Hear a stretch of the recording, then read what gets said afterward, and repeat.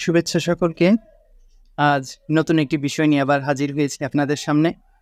আজকের বিষয়টি আমার সহপাঠী, আমার বন্ধুর একটি কবিতা আবৃত্তি করব। সেই কবিতাটির নাম হচ্ছে 'প্রীতির প্রতি', লিখেছে আমিনুর রশিদ। তোমার হৃদয় আকাশের মেঘগুলো এত পাষাণ কেন? তৃষ্ণার্ত মরুভূমির তরে এক ফোঁটা বৃষ্টি হয়ে কি পড়বে না? অথচ তোমার প্রণয় আকাশের গাঢ় মেঘগুলোর দিকে তাকিয়ে আছি হাজার বছর ধরে হাস্যোজ্জ্বল চেহারায়। বুক ভরা আশা নিয়ে, শুধু এক ঝিলিম বৃষ্টির আশায়। অপেক্ষার প্রহর গুনতে গুনতে আমি ক্লান্ত। আমার অজান্তে সহস্রাধিক বর্ষা ঋতুর পরিবর্তন হয়েছে।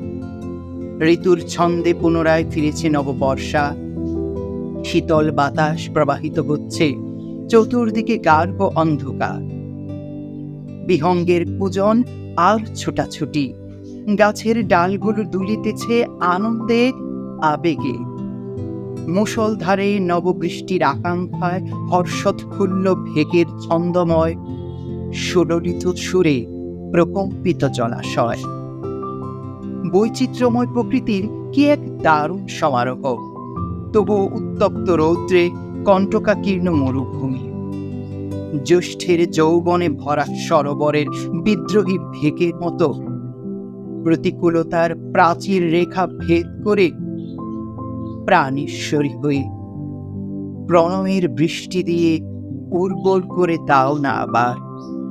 প্রাণেশ্বরী হয়ে প্রণয়ের বৃষ্টি দিয়ে উর্বর করে দাও না একবার। ধন্যবাদ সকলকে।